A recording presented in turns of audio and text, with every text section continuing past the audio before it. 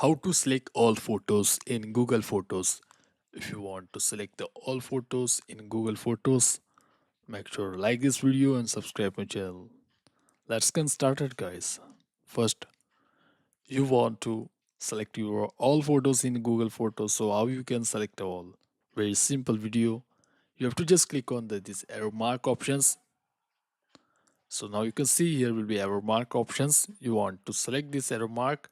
So now you can see here have be the date. You want to click on the date and you select this. That will be selecting the multiple photos.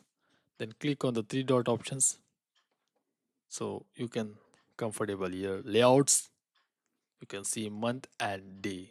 You can select on the day. You can select the month. You can see here very short. You want to just click on these options. There will be select your photos like from month.